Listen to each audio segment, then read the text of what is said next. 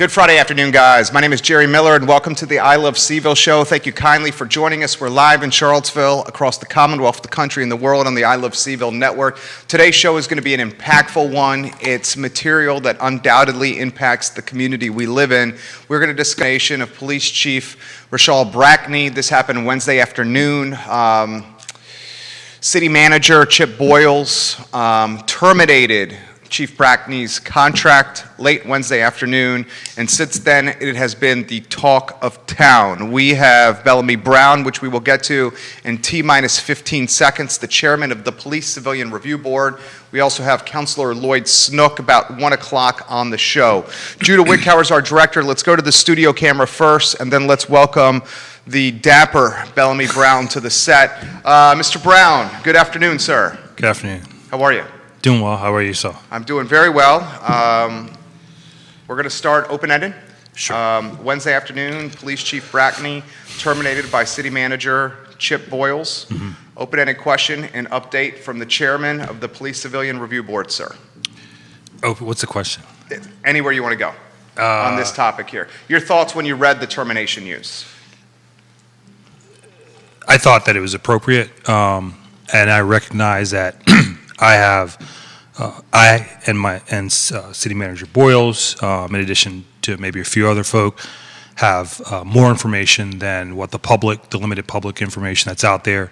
And I have a background in human resources, employment litigation, and also executive leadership, and all of those experiences informed my assessment of how this, should have carried out. And so, I 100%, if I were in the position, that I would have done the same thing. Chief Brackney spent more time in the office than Al Thomas, certainly a lot less time than Tim Longo. Mm-hmm. We're now searching for the CEO of the police department, the police chief. A national search is happening. Chip Boyles acknowledged that. When rank and file, the backbone of the department, is refusing to follow leadership, that's a concerning sign. We're both sports guys. You grew up playing team sports. When team members are not motivated or willing to follow the coach, the general manager, changes happen in the front office or on the sidelines. Sure. Is that a similar situation that you're seeing here in the police department? I don't want to baby the situation by saying whatever the analogy that you use about not following. I think that ultimately, and I think a lot of people in leadership have known throughout the community that this was a serious situation. For me, I've gotten questions. Oh, why'd you help the police? Yada yada yada. And I've explained this recently. My representation as the chairman of the Police Civilian Review Board is ultimately to represent the community members, the citizens of this community. What I recognize, and this is again coming from my experience, what I recognize is that the community itself was in a weak position. And then you have this subset, this other group of employees that had a stronger position. And in addition, they had their information tightly packaged that could be readily deliverable. So, as an advocate, there's no, as a smart advocate, trying to advocate on behalf of folk that are not getting attention to begin with, but want to accomplish similar goals, you have to go where the stronger position is, and kind of go from there. And so that's what I chose to do based on not just information from police officers, but information from community members, information from other areas within local government as a whole. And one of the things that as a Marine you either learn to lead or you learn to follow. And when I didn't see any leaders taking the charge on this position, naturally rose to take that post because I felt that it needed to be done. From a board perspective, I know that we try to get labeled as anti-police and all these other things to try and undermine the work that we're trying to do. But I've worked with these board members for some time, and we've put in a lot of volunteer hours to try and bring something to the forefront to represent members of this community. And I'm not, again, I come from, I'm from here, but I spend a lot of my time in the DC environment, where it's always, go, go, go. What have you done for me yesterday? There has to be a deliverable.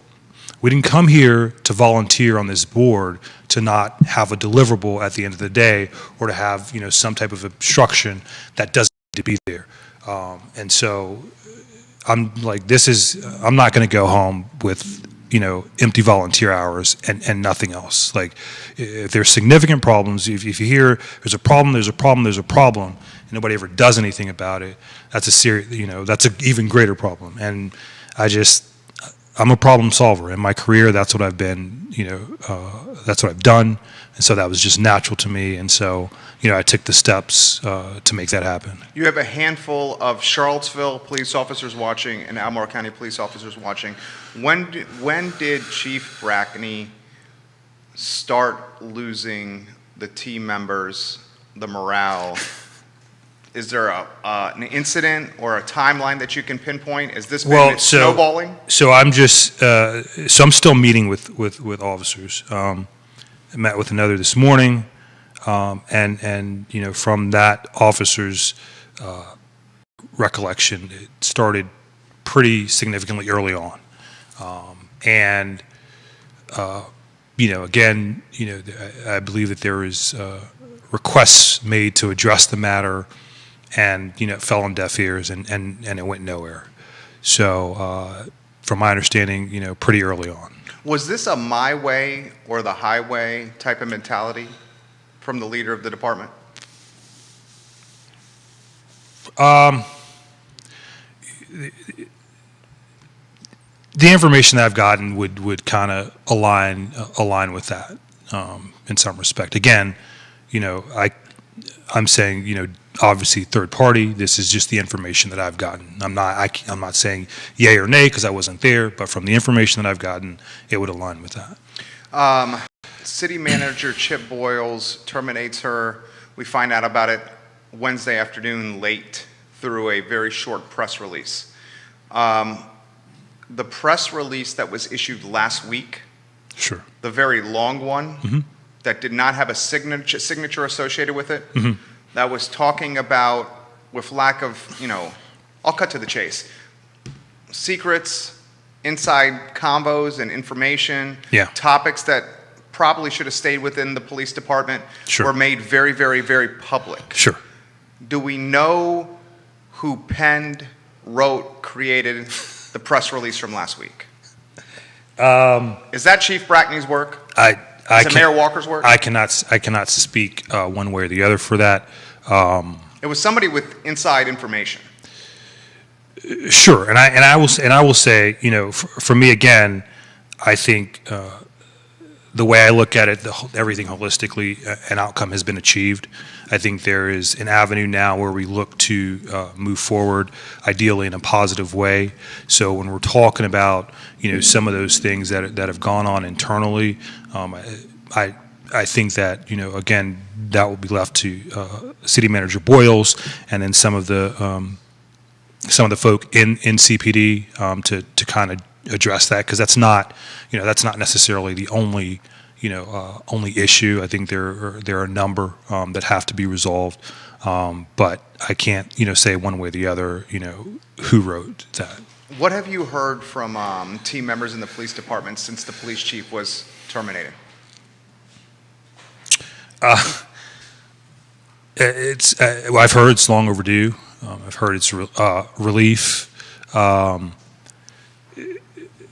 There's more work to be done. It's not to say that the top of the head is the sole person responsible. And again, those are things that will be dealt with internally. But that's there's relief, but there's more work to be done. What do we think of how the termination was handled. Most of the all the city councilors have said this was not their decision to make. Well, again, this is where I come in, and I think for me, there are things that were, again, that have already been known. There were things that were brought to the attention of leadership, and there's a hands-off approach. We don't get involved in those things. So obviously, that's par for the course. And I applaud, City Manager Boyles for taking the correct action. It's not white supremacy or anything like that. It's the correct action based on, if you take color out of the whole thing, and you just look at performance, and you look at organizational management, organizational leadership, it doesn't matter whether you're white, black, or whatever, a competent leader, a competent manager would make the same decision. And that's the way I look at it. That's the way I approach it. I feel the same. And I just got a text message here from Macy Moores of CBS 19. They're watching the show. Yeah. And they would like to Macy would like to come out and literally interview you after this show. Like literally you see. Yeah, I got okay. Her text. Yes, okay. That's fine, Macy. Okay, Macy, he says that's okay. Yeah. So much I want to get to. Immediately upon the announcement of Chief Brackney's termination, Mayor Walker calls this essentially white supremacy. Mm-hmm. When you read that, what went through your mind? It's like it's not white supremacy. Like I'm responsible for this. I had to fight to be able to move this dial forward. Like you have no idea how many white folk had trepidation over this. This is, for me, this is in the best interest of the community, especially the black community, especially when you say things like you can have an unlawful detention, but a real use of force against a black man in this community, and you don't have that authority to do that, that sets a dangerous precedent for the other black men that follow.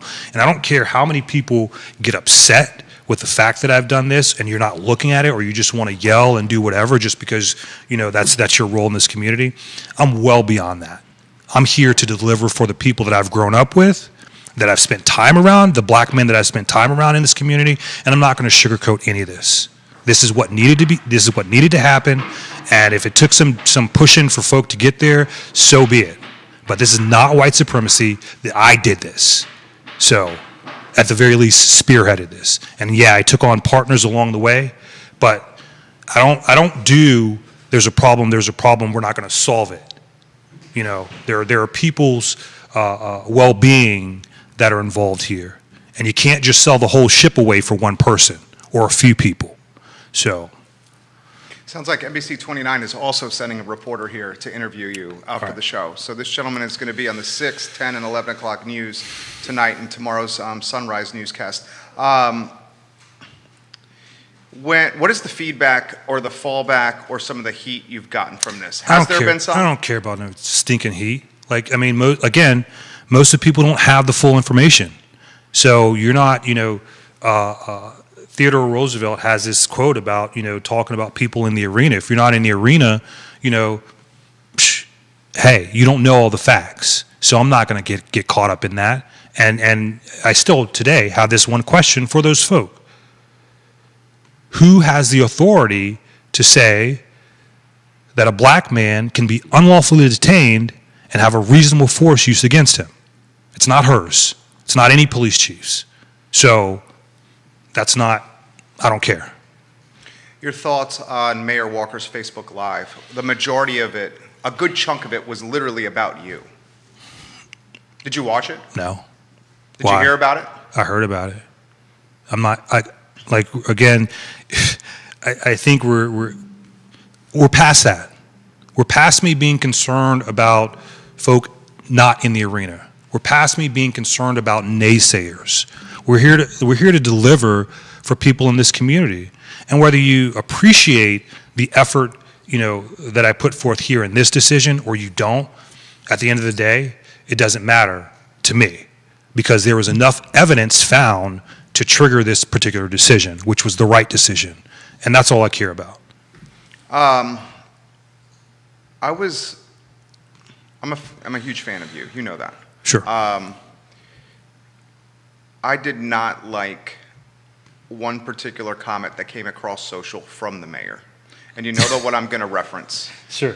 You posted a post on Facebook, and she responds to the post, and I believe she's watching the show. Okay. She responds to the post by saying, "I don't argue with people who Harriet Tubman would have shot." Me and Harriet would have been tight. This is I almost took this as a threat.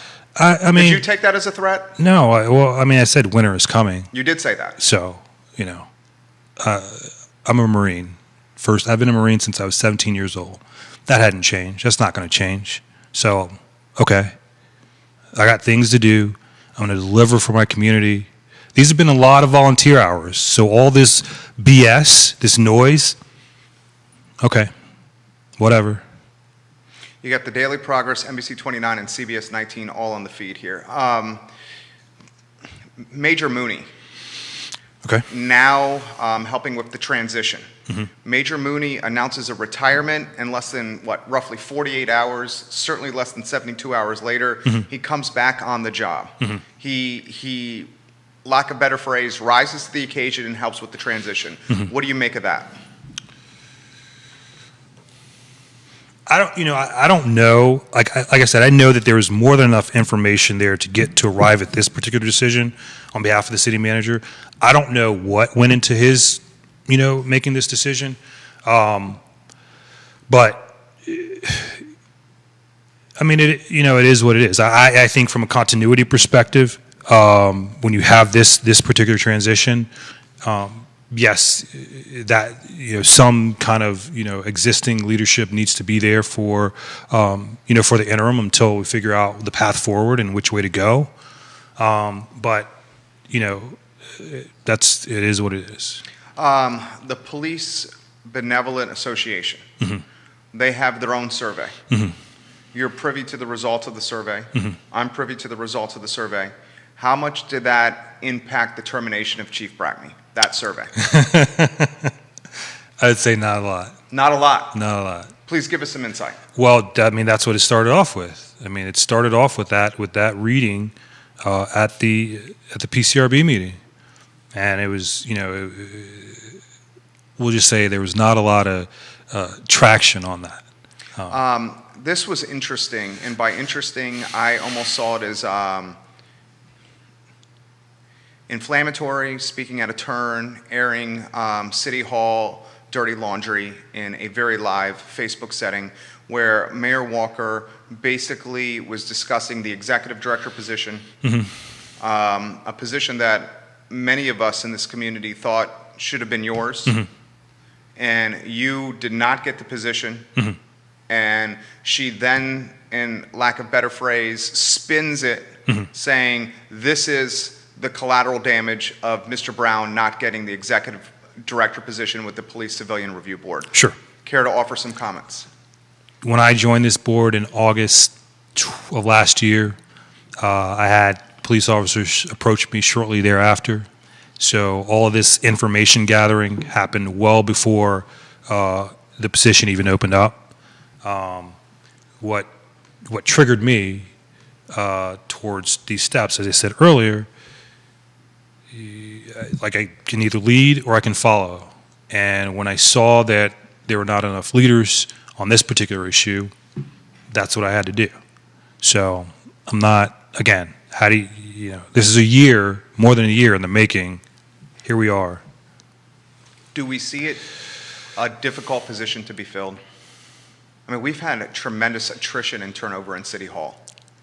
Al Thomas was on the job for a New York minute. Yeah. Chief Brackney, she leaves the position somewhat in shambles. I think that's safe to say. Mm-hmm. Is this going to be a difficult position for City Manager Chip Boyles to fill? I don't know. Hopefully there is a qualified leader out there who can, talk to the folk on the ground, who know what's going on inside, and not only address the issues on the inside, but you still got to address city council's issues. You got to address city manager and also the police department. That's going to be some heavy lifting. It's my understanding that the state of the department is it'll take some years to be able to fix.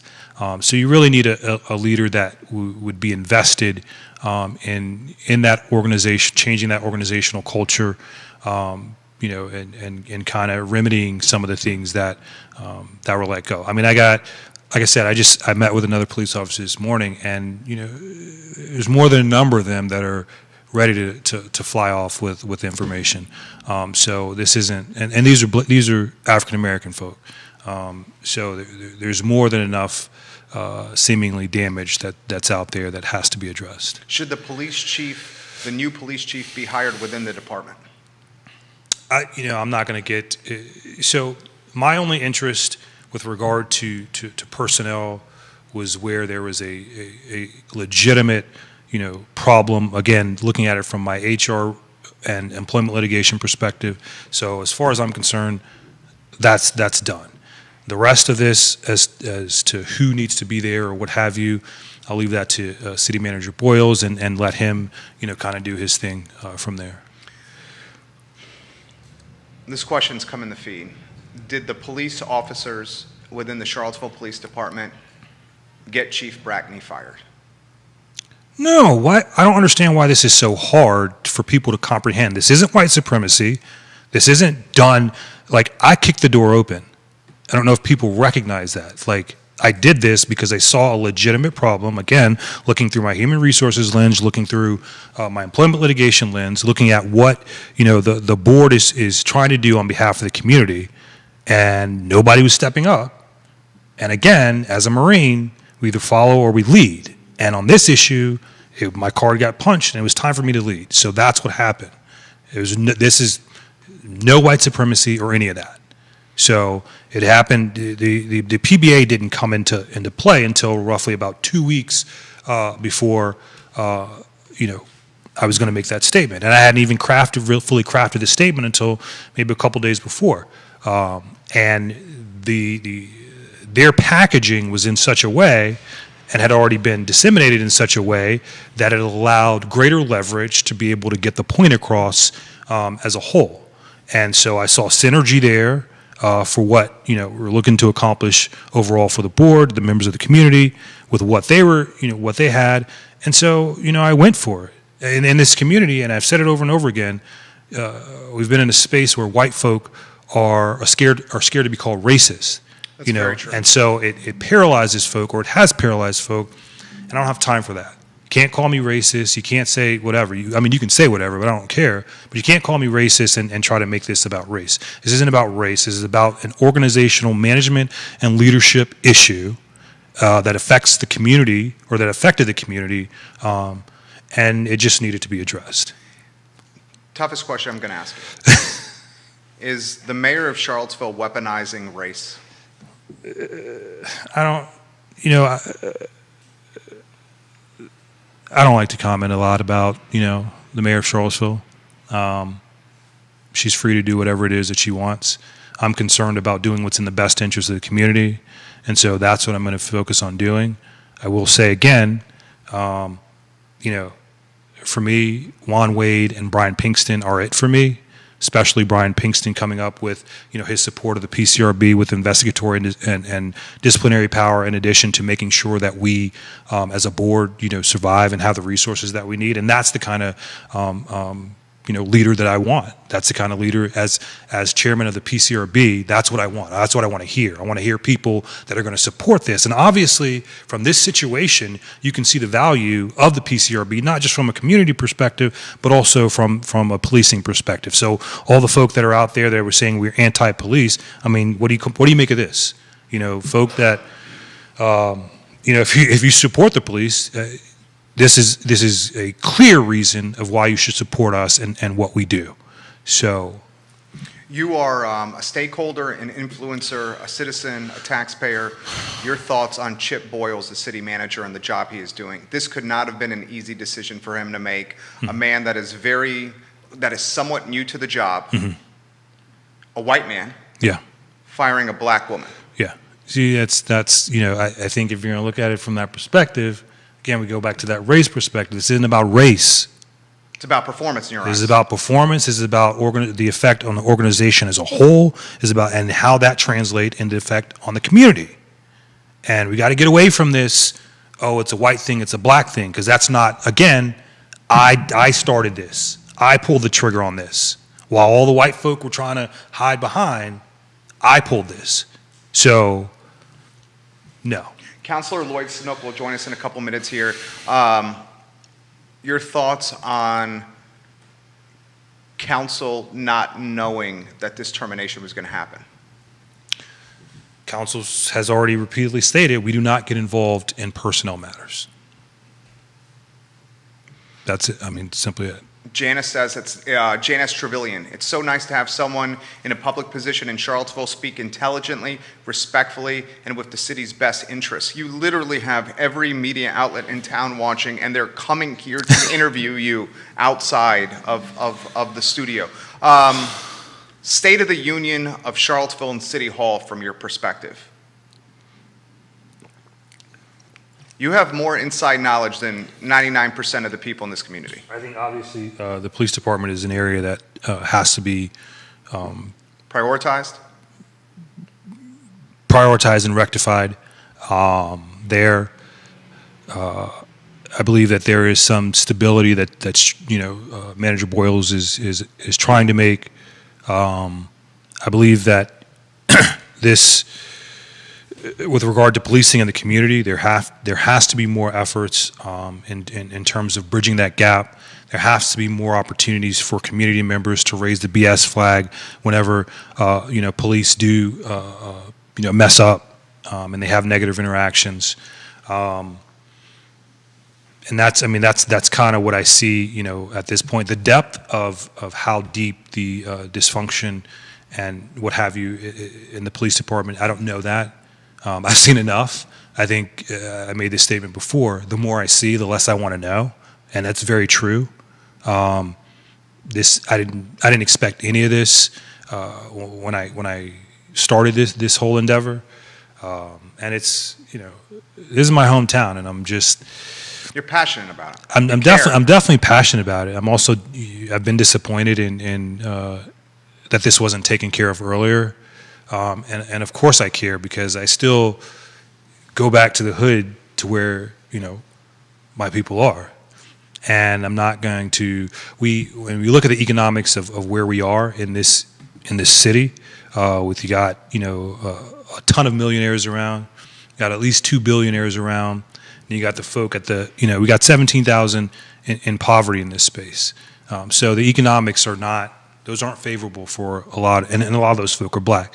It's not favorable in that space. At the very least, you can make sure that they have the opportunity to call BS when their government is violating their rights or anything like that. So that's what I'm focused on and trying to deliver for them, for us, and just kind of go from there. 3 questions for you left here. Okay.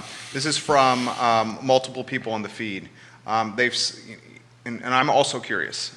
You've hinted at and alluded to that you have a lot of information that that's not public knowledge or out there. Mm-hmm. When will the community know that knowledge? Will we ever? And how impactful is the knowledge that you have within the department? As far as I'm concerned, the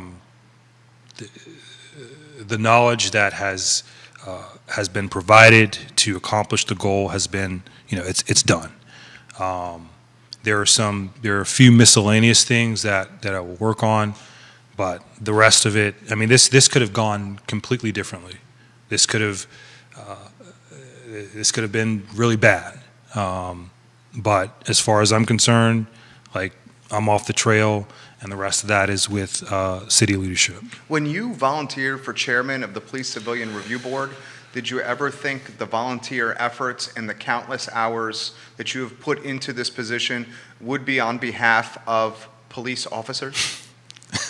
No, not at all. And again, I go back to my 2017 incident with a Fairfax County police officer that shook me for at least 6 months afterwards, where I hadn't done anything wrong, and I had to spend the better part of a year fighting, fighting that. So my my flavor for police officers wasn't very high, but I recognized in this role I had to be open to seeing everything from a full perspective, and I think that's what it is for me. I mean, in executive leadership that I've been in organizations, you got to look at everything across the board. And so folk that just look at, PCRB, these are just your duties, yada, yada, yada, without looking at the entire landscape and how that fits into everything. And I come from this perspective where you have to look at the entire landscape because some of those things have a factor on everything else. And that's the way that I've viewed it and attacked the issue. Second to last question for you, and then Councilor Lloyd Snook, guys. This is going to be from Linda Bowen. Before I get to Linda Bowen's comment, you have what I count 13 people saying that you should be on council, and you should have been the one that was elected to council. Linda Bowen says, I thought it was interesting that the Police Benevolent Association board members are all from Albemarle County and one from Waynesboro. Do you think that impacted the survey results at all? No, because the survey results were. So here we go. Everybody's stuck on this PBA survey. It's not the PBA survey that was a catalyst for this. It was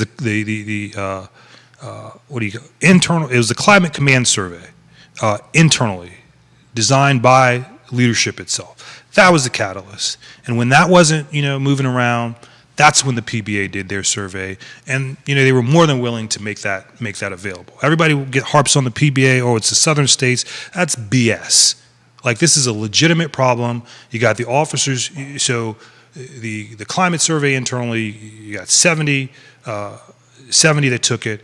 The PBA, you got 65 out of the 70 that took it, and it's my understanding that the climate survey makes the PBA survey looks like child's play.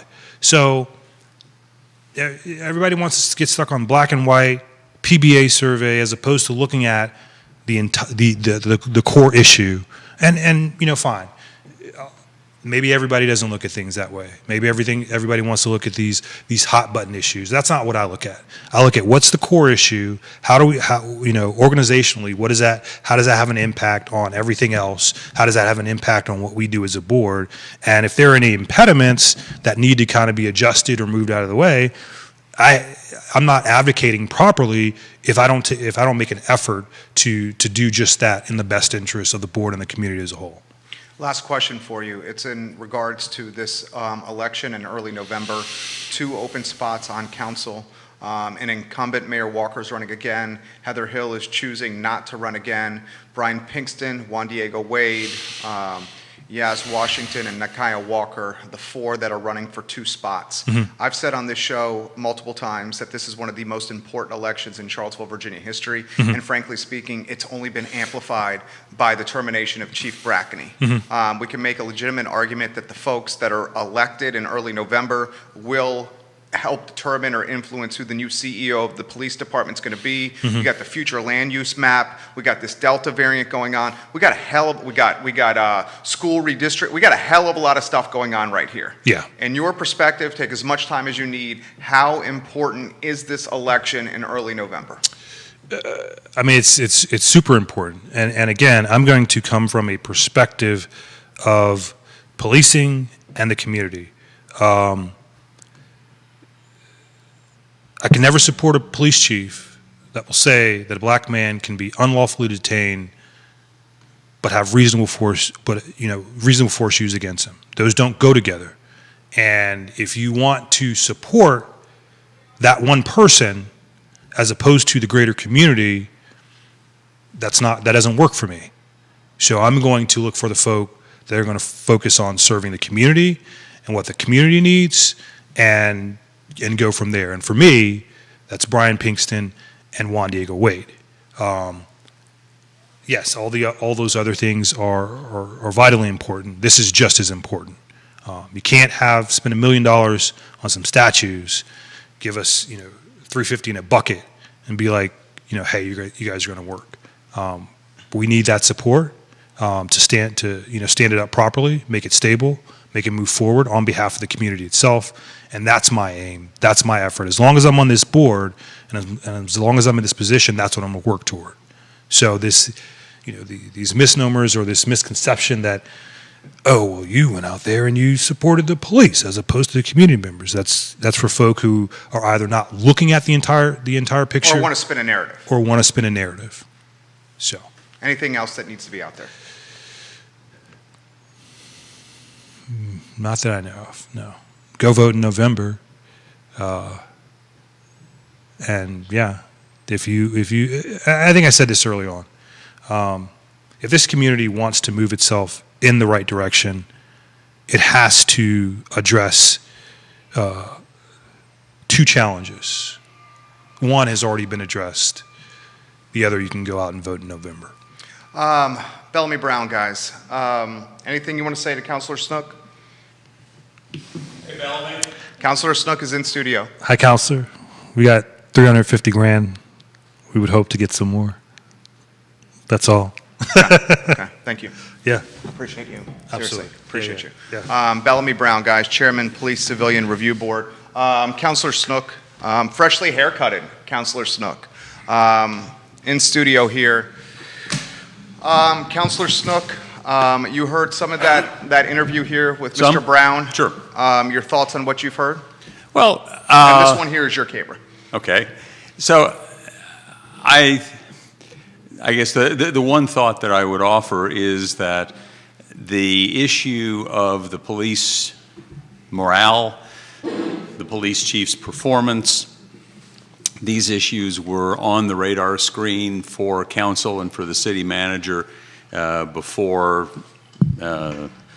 either the PBA survey that came out in the letter of August 10th or Bellamy's statement at the PCRB meeting.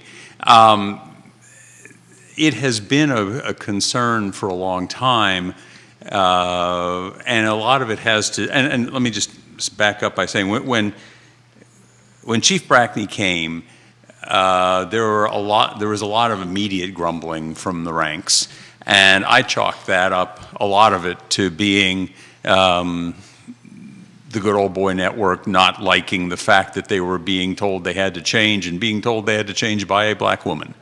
And there are a lot of names called that are basically, to me, were basically the complaints of people who didn't like to be told they had to be changing. So I kind of dismissed a lot of that early on. More recently, of course, I've been in office about a year and a half and started hearing, well, actually, let me back up. The real reason, the thing that triggered me to run for council in the first place was at the end of December of 2018, early 2019, there were a couple of newspaper articles that were talking about the fact that nobody in the police department thought that anybody in City Hall had their backs, that they were feeling that they're being beaten up on by council, they were being beaten up on by the public in meetings, city council meetings and so on. And I thought, okay, that's something that I think I might be able to make a contribution on. And this is a defense attorney talking. This is a defense attorney. At that point, I'd spent basically 40 years of my life fussing at police officers and accusing them of doing unfair things to my clients and so on.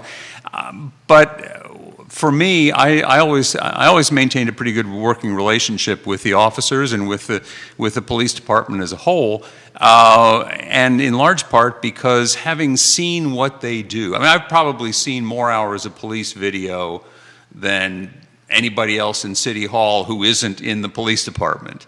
You know, seeing what my clients have done, what they have done with my clients, in some cases what they've done to my clients, and I'm not just talking Charlottesville, I'm talking Albemarle, Orange, you know, every jurisdiction. I've seen a lot of this stuff, and I have a great deal of respect for what we ask these officers to do. I have a great deal of respect for the restraint that I see them exercising when they're being berated and insulted and kicked at and so on by people who are not, shall we say, at their best at that moment. And so it was with that sense of respect for the difficulty of the job that I want them to do that difficult job well. I want them to be trained well. I want them to be paid well. I want them to be led well. And when those things happen, good things result.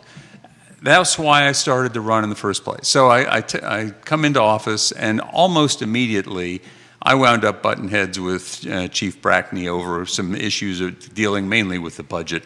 But that certainly wasn't anything that I was going to say, oh, gee, we've got to fire Chief Brackney over this. It's something to work through.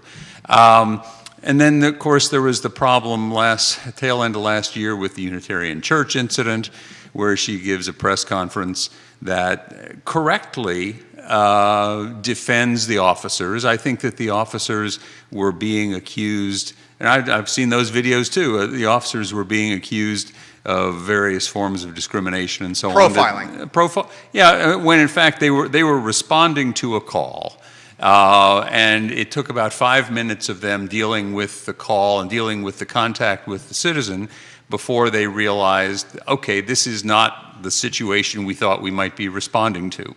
And from there, I thought that the entire incident got sort of blown out of proportion. And I thought that in many ways the investigation and the conclusions that Chief Brackney had come to were right. When she goes off the rails is when she says, and I want the entire Unitarian Universalist Church Board of Directors to resign. Right.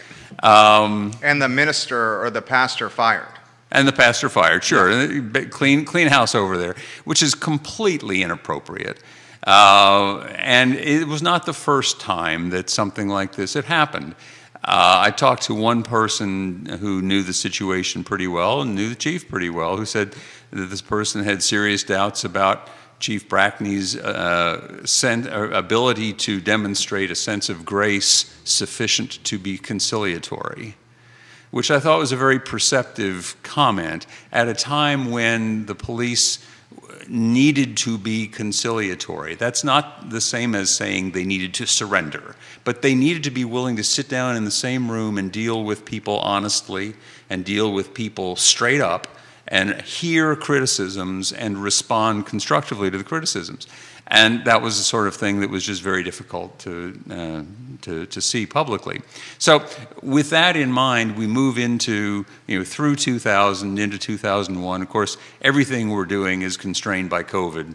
We can't have the meetings we want to be meeting and we want to be having. And clearly the police department is working under very difficult constraints at that point. So, and we did have a few other issues going on. So things were kind of going along without a lot of attention being paid, but the concern was still there. And I will tell you that the concern was so pronounced during 2020 that I had a number of discussions with folks in, shall we say, senior leadership positions in City Hall that suggested that if it wasn't because of a concern that there'd be political hell to pay, Chief Brackney might have been looking for another job last year. So Political hell to pay because of her friendship with the mayor. Yeah, there's undoubtedly a behind-the-scenes partnership. That partnership was alluded to, the mayor is watching, that partnership was alluded to in her Facebook Live, Mayor Walker's Facebook Live Wednesday evening. Did you know that Police Chief Brackney was going to be terminated by the city manager prior to it happening? No. Did anyone on council? I don't know of anybody. Let me tell you, a number of us, I have a conversation regularly scheduled with the city manager once a week. And he was talking with us and saying, what do you think about this? How are you reading this? He never asked me, do you think I should fire her? Do you think I should keep her? And I never said. I told him, I said a couple things. One is, keep in mind, my general observation after seeing this for a long time is that changing the leadership at the top may seem like the easier solution, but it's not always the best solution to grab for right away. Sometimes it's necessary, but don't make it your first choice. The second thing that I did, I wanted to make sure that the city manager had the benefit of the information that I had received, the contacts that I had had, and whatever opinions I may have. And all I can ever ask is, in a city manager council form of government, where it's the city manager who's in charge of personnel decisions, All I can ever ask is that the city manager be fully informed and that he give due consideration to the issues, to the facts, and to the concerns. And I was satisfied that he was doing so. So going into, Wednesday, when the news came that Chief Brackney was being terminated, or contract was being terminated, I got the news, frankly, from another reporter who had called me on my cell phone at 6:45 to say... Get out. That's how you found out? That's how I found out. Now, in fairness to Mr. Boyles, he had tried to contact me by cell phone an hour and a half earlier, but I was in another meeting at that point, and I wasn't taking cell phone calls in the middle of my meeting. So, but the point is that it was not a planned out kind of a thing. When I talked to Mr. Boyles about it, one of the things that he mentioned to me was that basically, and now I'm going to sound sort of like, or make him sound sort of like the athletic director who's firing the football coach, it's time to go in a different direction. You don't always have to have a smoking gun to recognize that things have to go in a different direction. You don't always have to have something that's a for-cause reason for termination, which is the reason, by the way, the reason that her contract, which calls for a severance clause, a severance payment if there is no cause, why that severance payment is being made. We're not asserting that there was cause in the sense that if we had to go to court, we would win, but there was cause in the sense that this wasn't working. And sometimes this isn't working has got to be enough. And if we wait until 20 more officers quit, is that enough? At some point, a leader like Chip Boyles has to make a decision. You're a man of conviction. Should Chief Brackney have been terminated, knowing what you know, which is more than most, more than 99% of us? Knowing... And this is going to be both a matter of conviction and practicality. My preference would have been if there was some way to have gotten Chief Brackney to work better with others in City Hall, to perhaps take advice from others in City Hall. There are a number of people in City Hall who don't deal directly with the police department, but who have had to deal indirectly with her, and who just found her very difficult to work with. So there are a lot of reasons why, from sort of an institutional perspective, a lot of reasons why that decision is overall a good decision to have made. Did you watch the mayor's Facebook Live? No. I watched it. She pretty much threw I'm going to choose my words carefully here. She threw a lot of people under the bus. She does that often in Facebook Lives. She made an allusion to this being a code or charter violation because council was not made aware of the termination before it happened. Any thoughts on that? Yeah, the city code is clear that the police chief is to be treated in this respect.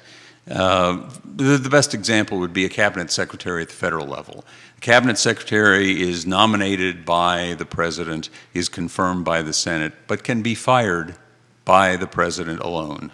Same thing here. The code is clear that the police chief is nominated, so to speak, by the city manager, is subject to confirmation by council, and that's it. The code and the charter are also very clear that the city manager is otherwise completely in charge of hiring and firing decisions. I don't think there is any issue on that at all.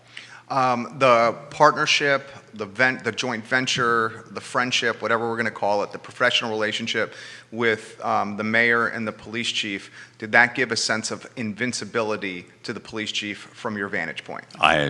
I'm not going to speak. I have no idea how she was feeling about it. Where does City Hall, City Manager Chip Boyles, and City Council go from here with finding a new police chief? I think that it will be clear, will be made clear when the announcement, looking for applications goes out, that we are going to be looking for a police chief who will continue in the same vein of reform, of looking for what has sometimes been called the 21st century policing model, going from the warrior mentality to the guardian mentality, to put it in the words of Eric Holder's Justice Department in a report they came out with in 2015. That's where I think we're going to be headed, and that's where Chief Brackney said she wanted to go, and that's great. I applaud that. I applauded that, past tense as well as present tense. That's where we're going to be looking for another police chief to do that, but hopefully to do it in a way that just works better. Public's perspective, the public's perspective of City Hall is one of attrition and turnover, one of bickering. It's a tumultuous time to be associated with City Hall right now. Yep. How do we correct this? Why are the waters so tumultuous right now downtown Charlottesville? Well, I think, I've said for a long time, August 12th, 2017 was a bell that rang and continues to vibrate. The vibrations are fading somewhat, but those sounds are still in the air, and the sounds are permeating what we do in a lot of ways that we don't always necessarily understand.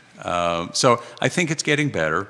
I also think that one of the things when we brought in Chip Boyles, we told him his job number one was to repopulate City Hall, to deal with the fact that we had been losing middle managers in particular at a very distressing rate.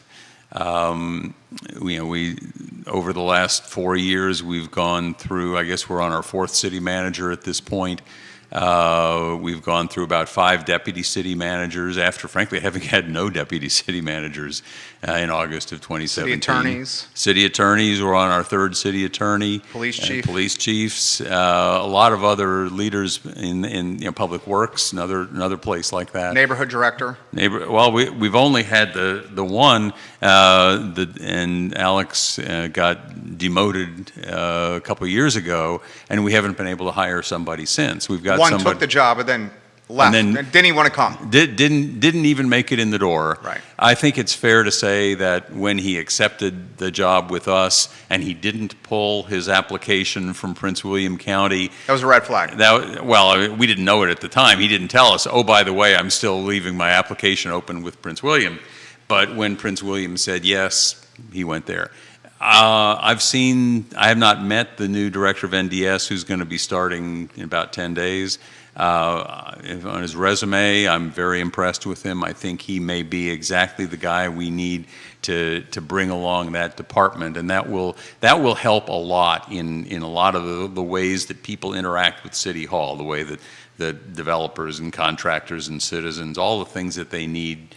A lot of them come through NDS, and to have that department being understaffed and really not being led for a couple of years now has been distressing. So that's one major change we're going to have. I think that we are headed in the right direction, but one of the things that happens, and I think this happened a lot over the last year or so, people when they got to thinking about maybe I want to look for another job, once that psychic bridge is crossed, it's hard to pull them back.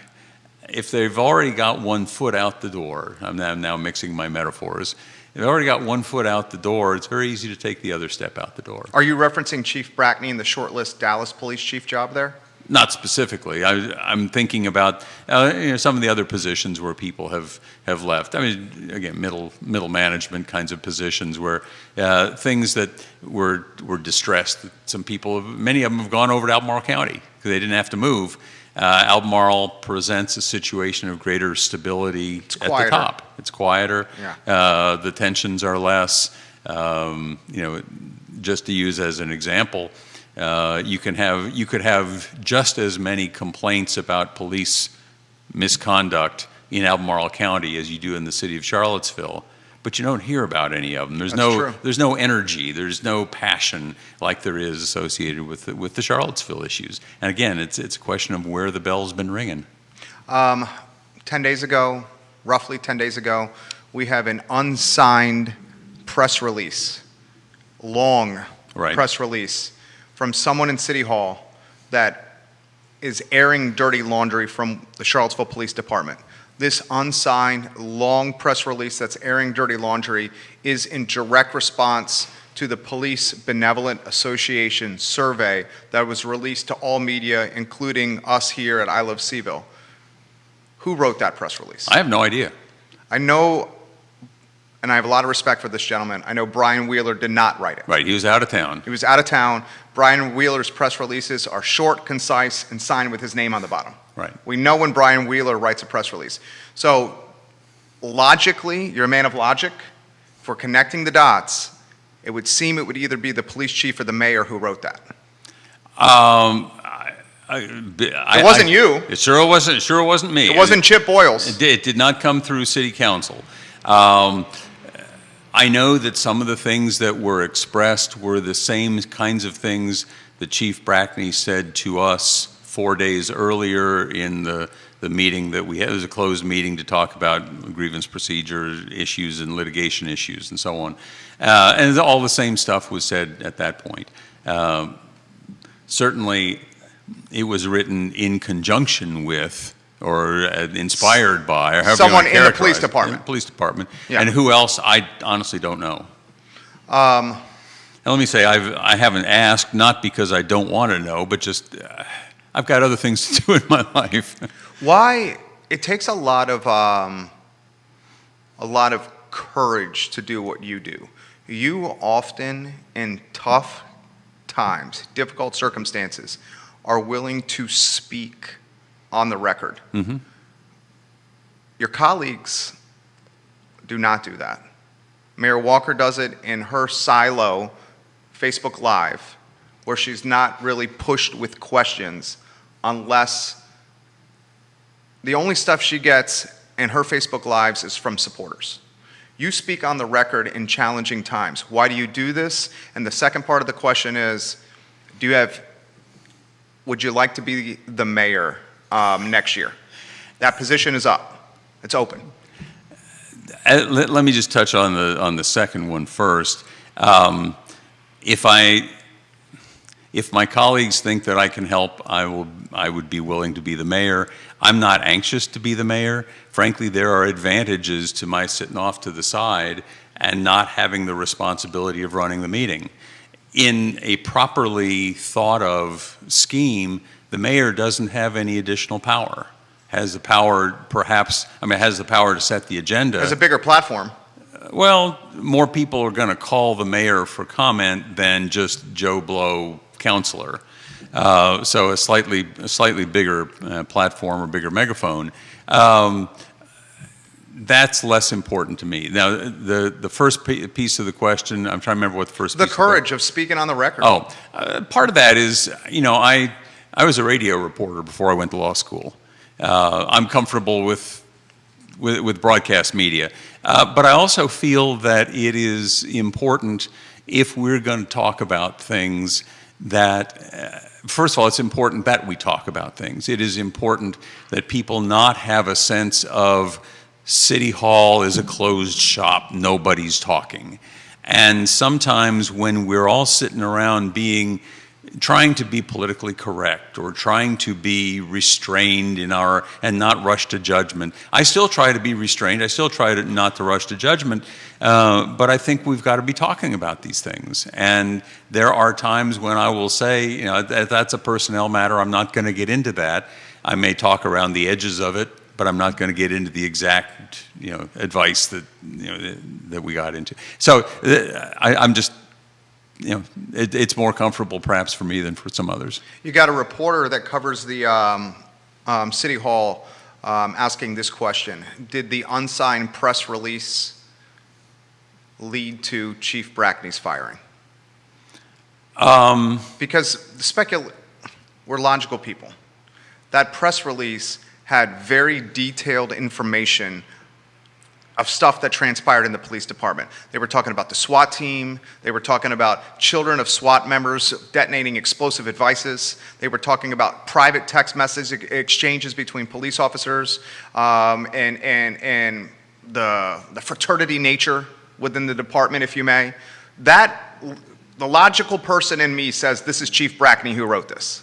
Do you think that led to her termination?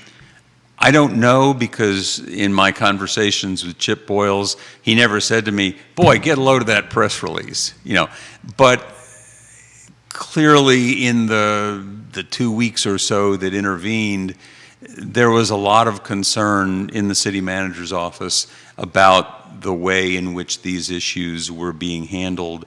And concern, certainly I had concerns that I thought the next step was going to be that videos were going to get released to MSNBC, and we were suddenly going to be on the national news for some of this stuff.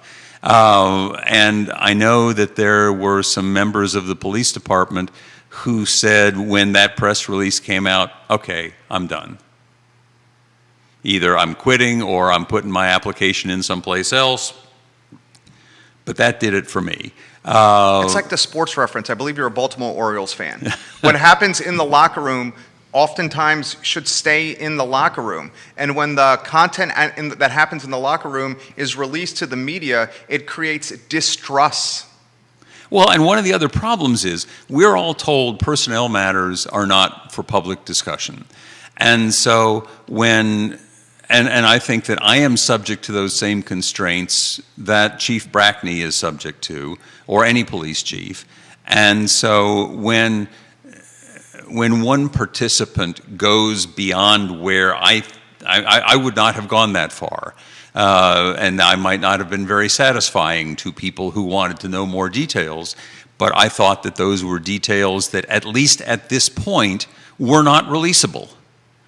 And I know that there were some other people in City Hall, didn't speak about it particularly with Chip, other people in City Hall who have shared that concern, that this had gone too far, that this was just too much detail, and it might come out if there's to be a grievance procedure hearing and a fight about things, or some of this might well come out in that process, but not now.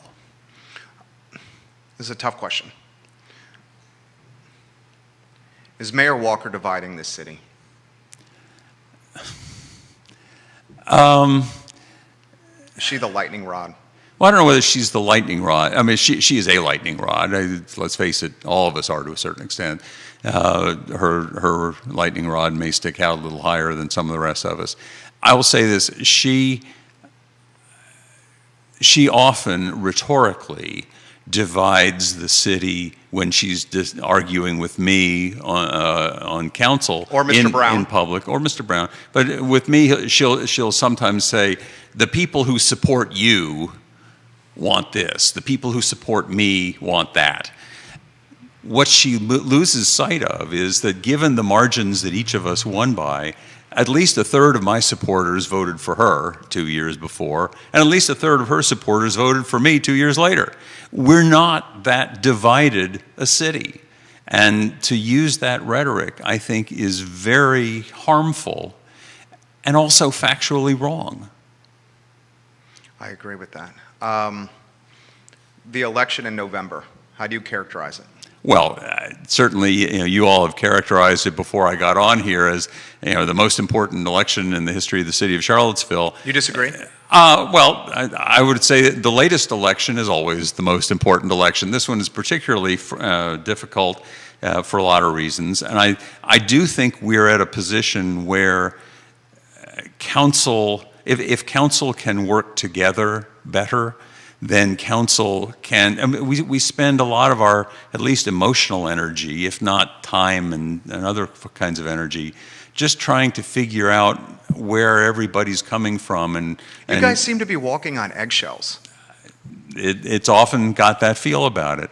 And I know Brian Pinkston and I know Juan Wade, and I have confidence that if they are elected, that we will have, that we'll be able to make progress in many of the same areas that Mayor Walker wants us to make progress in without the same sense of walking on eggshells. It's...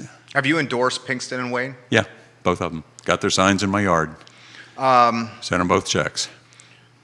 Where does City Hall go from here? How do we attract talent to open positions that are critically important to moving forward? Consultants leave. Consultants that are literally have money that they want, that are still waiting to be paid to them, say, I'm going to bypass this tens of thousands of dollars and stop working with you guys. Right. And not you specifically. Right. I mean, City Hall in general. That literally happened. Yeah, when we were looking to hire a new city manager, once the hiring consultant we had contacted got the information that the mayor was not willing to meet with him separately or off the record or however you want to characterize it, because she wasn't willing to do that. The result was that he said, I can't deal with this level of dysfunction. I have dealt with plenty of dysfunctional city councils before, but not the internal difficulties like that. So yes, that has happened. I think that one of the things that we have found recently is that although you might think people would say, geez, I don't want to get in the middle of that, the right kind of person looks at it and says, I can make a difference here. And I think Chip Boyles has brought in some excellent people recently who have that attitude of, I can make a difference here. And Chip's demeanor, his method of management, I think people will understand that he's not going to leave them hanging out there. He's going to have their backs. He's going to work collectively and cooperatively. And that's the kind of thing that people who are involved in city government want to be a part of. We can say to them, not only is Charlottesville a great place, but we're turning this thing around, and you can come be a part of that. And we're getting people who want to be a part of it, and that's wonderful. Where do you see the city 1 year from now? I hope where we will be 1 year from now is that we will continue to sort of repopulate the city hall and to get more and more of these middle managers going. I hope that by a year from now we will have finally passed the comprehensive plan that should have been passed in 2018. And the comp plan, of course, includes the land use map. It would also include the zoning rewrite. It would include a true implementation strategy for the affordable housing plan. Those are and the other piece that will have happened by that time is that we will have given serious thought and have a real plan worked out for how we're going to move forward on climate change issues. We have committed to that, but it's just one more thing that has gotten pushed off to the side between COVID and staff turnovers. So we'll get that going too. Ray Cadell, we're lucky to have Lloyd serving our community. Plus, he can sing. You should ask him to do that on this show. We won't ask Mr. Snook, Councilor Snook, to do that on today's show, but he does have the voice of an angel. Councilor Snook, a bass angel, perhaps. A bass angel. There we go. To be specific, a couple more questions for you. We appreciate your time. If you have, with the benefit of hindsight, everything you've known now, would you have run for council? Somebody asked me that on the street today. It was interesting. Yes. You would? Yeah. Because I'm like the people I described a moment ago, I don't mind being a part of a difficult situation if I think I can make a contribution to progress. That's in a lot of ways your job. Yeah. That's what you do. Yeah. All right, anything else, sir? You have quite a few people watching here, and all the media outlets are watching you here. Anything else that the community should hear, needs to know to help? Is the phrase stabilize the organization? Is that what's been bantered around the phrase? Sure. And I guess the first thing I would say is that things always look a lot worse than they probably are. The city council, in spite of all of the dissension, has made a lot of progress on a lot of things. We've put a lot of money. Well, the first thing is we've brought us most of the way through the COVID situation in pretty good shape. If we compare how we've fared versus how various other localities have fared, we've been very fortunate. And we've been pretty well led during that time, starting with immediately right after the fact, Teron Richardson got a really good response team going, and we've started and kept on that. So we've done that. We've reinforced our commitment to affordable housing. We're starting to move forward on the redevelopment of South First Street.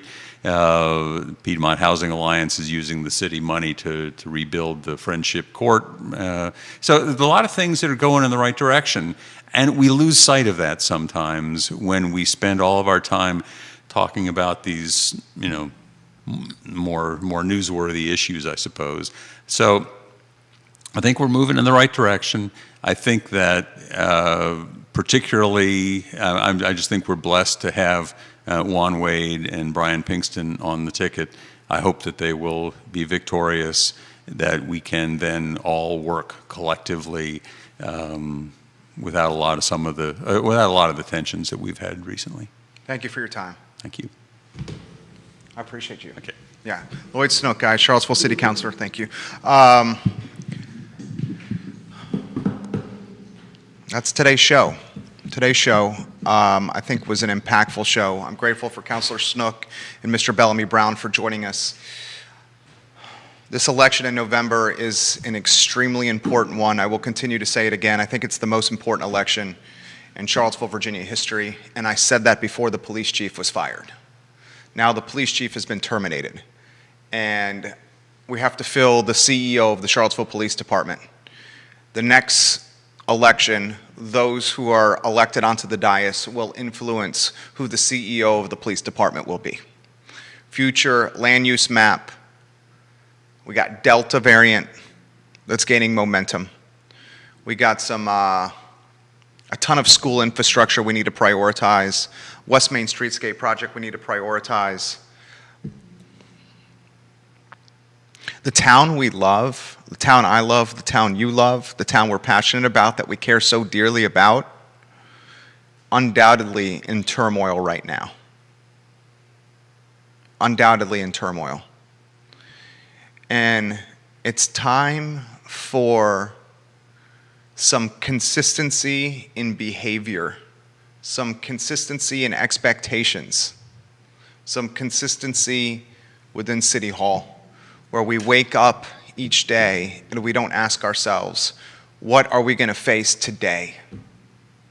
What are we going to face tomorrow?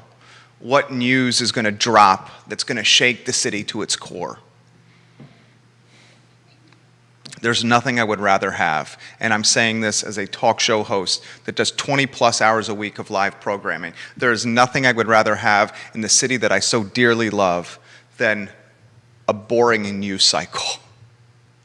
A boring news cycle. And we have not had a boring news cycle in Charlottesville, Virginia since what? 2016? 5+ years ago? I want to thank Bellamy Brown. I want to thank Lloyd Snook. I want to thank you guys, the viewers and listeners, for tuning in today. The entire interview will be archived on every social media platform known to mankind, certainly on iloveseville.com.